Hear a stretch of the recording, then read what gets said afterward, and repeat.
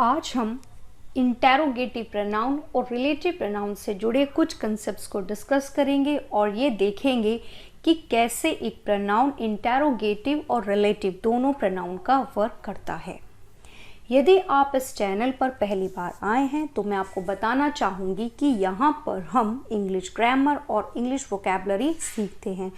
दोनों ही प्लेलिस्ट का लिंक मैंने डिस्क्रिप्शन बॉक्स में दिया है, आप वहाँ पर जाकर इन दोनों सब्जेक्ट से रिलेटेड टॉपिक्स को स्टडी कर सकते हैं।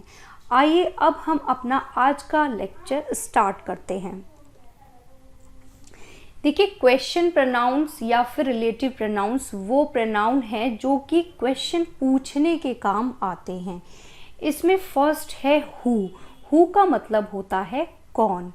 तो हम इसको इंग्लिश सेंटेंसेस में कैसे यूज करेंगे? हु इज देयर, वहाँ कौन है। हु आर यू, तुम कौन हो।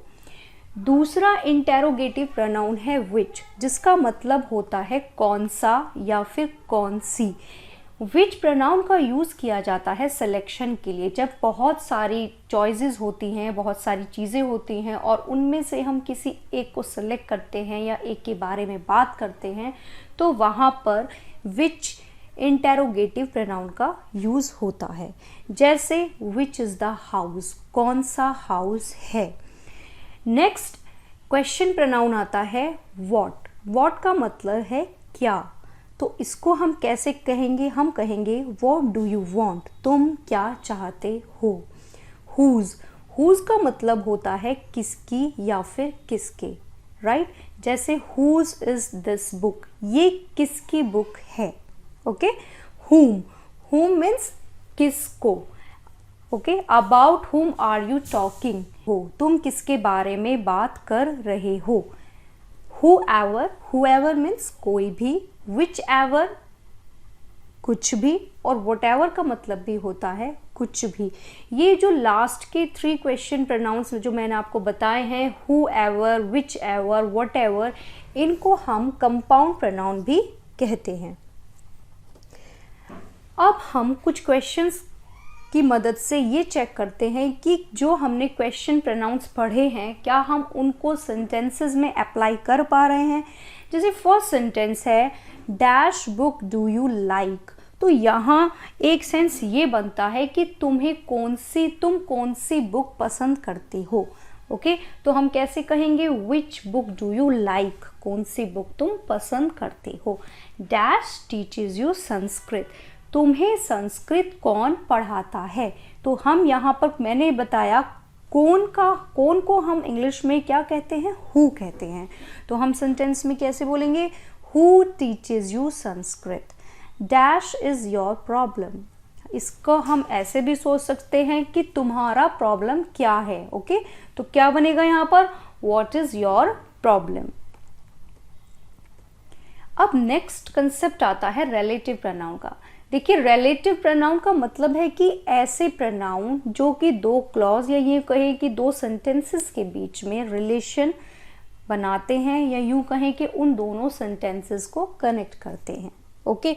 तो जो हमने क्वेश्चन प्रोनाउन पढ़े थे वही कुछ वर्ड्स यहाँ भी यूज़ किए जाते हैं, बट यहाँ पर एक और वर्ड है जिसका नाम है दैट, राइट। इस कंसेप्ट को हम कुछ एग्जाम्पल्स की हेल्प से समझने की कोशिश करते हैं।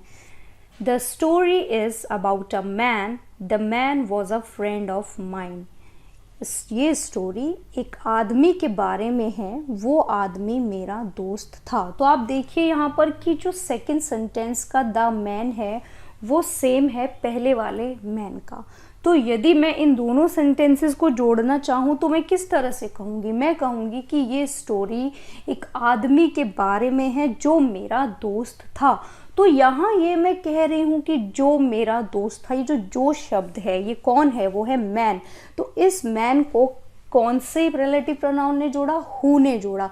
देखिए, जो व्यक्ति होते हैं उनके लिए हम हु रिलेटिव प्रोनाउन का यूज करते हैं। तो हमारा सेंटेंस कैसे बनेगा? The story is about a man who was a friend of mine. Okay. एक और एग्जाम्पल देखते हैं। The team contain 10 players, there edges range between 10 and 16। Team में 10 प्लेयर थे और उनकी एज 10 और 16 के बीच में थी। अब देखिए ये जो एज है वो किसकी है, वो उन 10 प्लेयर्स की है। तो हम ऐसे कह सकते हैं कि 10 प्लेयर हुज एजेस। तो हुज का यूज़ अभी मैंने आपको बताया था जब हमारा सेंस निकलता है जिसकी, जिसका, ओके, तो उस केस में हम हुज का यूज़ करेंगे। तो इस दो सेंटेंसेस को हम कैसे कनेक्ट करेंगे, हम कनेक्ट करेंगे the team contain 10 players whose ages range between 10 and 16, जिनकी एज क्या थी, 10 और 16 के बीच में थी। It's a show that appeals to young and old alike। Okay, ये एक शो है जो यंग और ओल्ड दोनों को ही अपील करते हैं, मतलब अपनी तरफ खींचता है। तो देखिए ये जो शो है, यहाँ पर शो के लिए हमने कौन सा रिलेटिव प्रोनाउन यूज़ किया, हमने यूज़ किया दैट का। क्यों? क्योंकि शो हमारा नॉन लिविंग थिंग है और नॉन लिविंग थिंग के लिए हम कौन सा रिलेटिव प्रोनाउन यूज़ करते हैं, हम यूज़ करते हैं दैट का। अब क्योंकि शो है और उसी के कॉरेस्पॉन्डिंग हमें वर्ब का यूज़ करना होगा, राइट? क्योंकि शो है सिंगुलर, तो उसी के कॉरेस्पॉन्डिंग हमने अपील को as a singular verb use किया। हमने क्या लिखा, अपील्स लिखा कि एक शो है जो यंग और ओल्ड दोनों को ही अपनी तरफ अट्रैक्ट करता है, अपील करता है उनसे, राइट? एक और एग्जाम्पल देखें, the ageing nuclear reactors which were regarded as dangerously out of date were replaced। जो बढ़ते न्यूक्लियर रिएक्टर थे, मतलब जिनकी एज हो रही थी काफ़ी, जिनको ऐसा माना जा रहा था कि वो आउट ऑफ डेट हैं, तो उनको रिप्लेस किया जाता था। अब क्योंकि देखिए न्यूक्लियर रिएक्टर्स ये है प्लूरल, तो उसी के कॉरेस्पॉन्डिंग हमने क्या यूज़ करना होगा, वर्ब का यूज़ करना होगा। इसलिए हमने क्या यूज़ किया, वर्ब का यूज़ किया। और दूसरी चीज़ ये, क्योंकि न्यूक्लियर रिएक्टर, अब बहुत सारे न्यूक्लियर रिएक्टर हैं जिसमें से हमने एजिंग न्यूक्लियर रिएक्टर को चुन लिया, इसलिए उसके कॉरेस्पॉन्डिंग हमने कौन सा रिलेटिव प्रोनाउन यूज़ किया, हमने यूज़ किया विच का।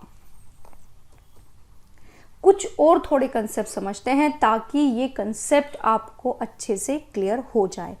एग्जाम्पल है, they live in a house whose roof could collapse at any time। वो एक घर में रहते हैं जिसकी छत किसी भी वक्त कोलैप्स कर सकती है, मतलब टूट कर गिर सकती है। अब देखिए हाउस है और छत है, तो हम ऐसे बोलेंगे ना कि घर की छत, राइट? तो किसकी छत, घर की, इसलिए हमने क्या यूज़ किया, हुज का यूज़ किया, जिसकी छत है, वो घर जिसकी छत, right? We have built a structure that should last for 100 of years. हमने एक ऐसा स्ट्रक्चर बनाया है जो 100 सालों तक चलना चाहिए, ओके। अब इस स्ट्रक्चर के कॉरेस्पॉन्डिंग हम क्या रिलेटिव प्रोनाउन का यूज़ करेंगे, हम यूज़ करेंगे दैट का, right? We cancelled the trip which was just as well because it rain. अब ये देखिए ट्रिप बहुत सारी ट्रिप होंगी, उनमें से हमने एक ट्रिप के बारे में बात की, तो सिलेक्शन वाली बात है कहीं ना कहीं, तो इसलिए ट्रिप से के लिए हमने कौन सा रिलेटिव प्रोनाउन यूज़ किया, हमने यूज़ किया विच का, कि हमने कैंसिल कर दी ट्रिप। कौन सी, वो अच्छी थी लेकिन क्यों कैंसिल हो गई, क्योंकि बारिश थी। We only employ people who already have computer skills, okay? हम उन लोगों को एम्प्लॉय करते हैं जिनके पास ऑलरेडी कंप्यूटर स्किल्स हैं। बिकॉज यहाँ पर है पीपल मतलब लोग, उसके लिए हम कौन सा रिलेटिव प्रोनाउन यूज़ करते हैं, उसके लिए हम यूज़ करते हैं हु का। अब क्योंकि पीपल हैं बहुत सारे, तो उन्हीं के कॉरेस्पॉन्डिंग हमने वर्ब क्या यूज़ की, हैव यूज़ की, राइट? अब नेक्स्ट कंसेप्ट आता है कि क्या रिलेटिव प्रोनाउन को लगाना हमेशा ज़रूरी होता है या फिर हम इनको स्किप भी कर सकते हैं, ओमिट भी कर सकते हैं। देखिए बिल्कुल कर सकते हैं, लेकिन वो तब जब वो रिलेटिव प्रोनाउन किसको रेफर कर रही हो, ऑब्जेक्ट को, या यूँ कहें कि जो वर्ब का एक्शन नहीं कर रही है, ठीक है?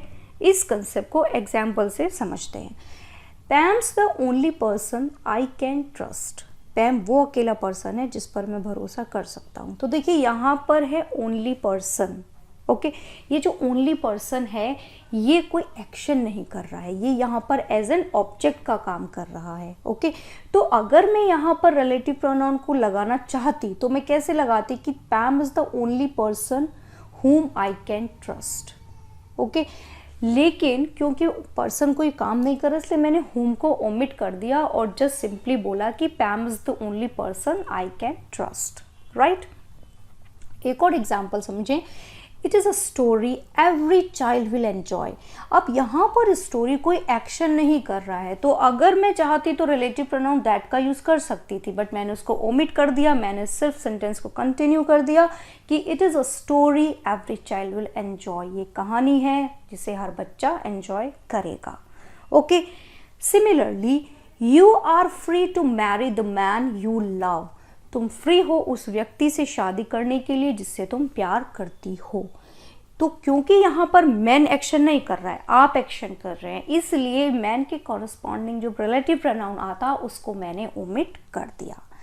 लेकिन अगर आपका जो वर्ड है वो सब्जेक्ट की तरह काम करेगा तो फिर आप रिलेटिव प्रोनाउन को ओमिट नहीं कर सकते हैं। जैसे कि We had a Chinese meal which made a nice change।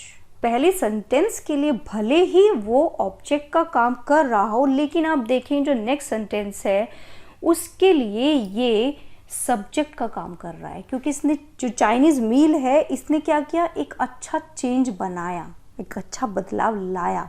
Okay अब क्योंकि ये नेक्स्ट क्लोज के लिए एज अ सब्जेक्ट काम कर रहा है इसलिए अब आप रिलेटिव प्रोनाउन को ओमिट नहीं कर सकते हैं, राइट।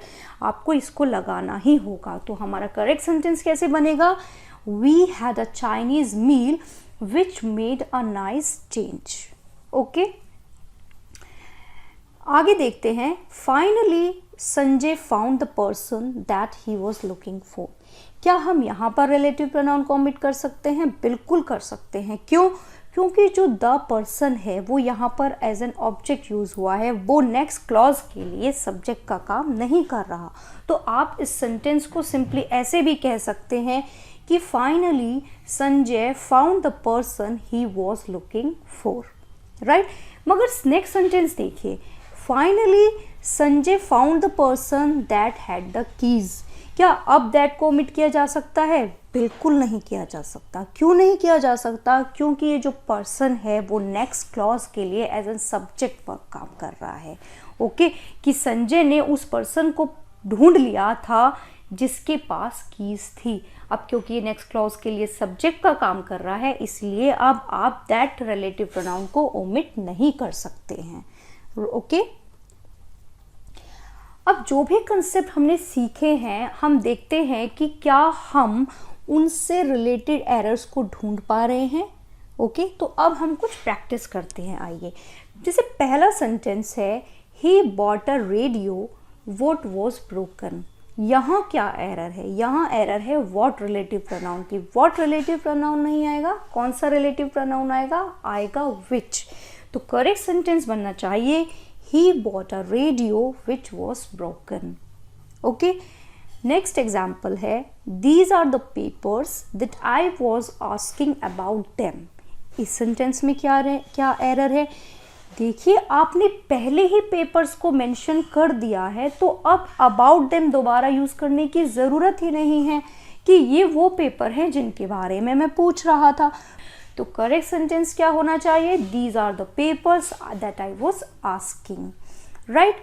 नेक्स्ट सेंटेंस है that is one of the girls who has stolen the eggs.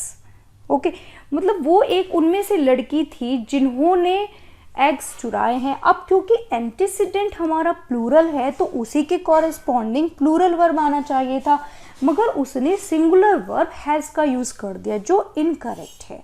तो करेक्ट सेंटेंस क्या बनेगा? That is one of the girls who have stolen the eggs. Next sentence है it is me who am speaking on this topic. Okay अब देखिए यहाँ पर ये मी की गलती क्यों है? वो इसलिए है क्योंकि उसको टॉपिक को बोलना है तो वो नेक्स्ट क्लॉज के लिए एज अ सब्जेक्ट है। तो आप उसको मी नहीं, आप उसको क्या लिखेंगे, आई बोलेंगे कि it is I who am speaking on this topic. This is the only one of his story that are worth reading. यहाँ पर क्या गलती हो गई, यहाँ पर ये गलती है कि ये केवल और केवल एक बुक है उसकी जो पढ़ने लायक है. तो बिकॉज केवल एक है मतलब सिंगुलर है, तो उसी के कॉरस्पॉन्डिंग सिंगुलर वर्ब का यूज होना था, बट उसने आर का यूज किया हुआ है. हमें क्या यूज करना होगा, इज का यूज करना होगा. This is the only one of his books that is worth reading. Okay, it is I who is answering the question. देखिए यहाँ पर क्या एरर है, आई के साथ यूज होता है एम, मगर उसने क्या यूज किया, इज. राइट, तो करेक्ट सेंटेंस क्या होगा, it is I who M answering the question. यदि आपको आज का ये जो लेक्चर है जिसमें हमने इंटेरोगेटिव प्रोनाउन और रिलेटिव प्रोनाउन को स्टडी किया, तो आज ही इस चैनल को सब्सक्राइब कीजिए और अपने उन बाकी दोस्तों के साथ शेयर करना ना भूलें जिन्हें इंग्लिश ग्रामर से डर लगता है, क्योंकि मैं बहुत ही सिंपल लैंग्वेज में आपको इंग्लिश ग्रामर सिखाऊंगी जिससे आप उसे अपने रिटन और स्पोकन इंग्लिश में यूज़ कर सकते हैं. साथ ही साथ आप कोई भी एग्ज़ाम जिसमें कि इंग्लिश पूछी जाती है उसको क्रैक कर सकते हैं. Thank you.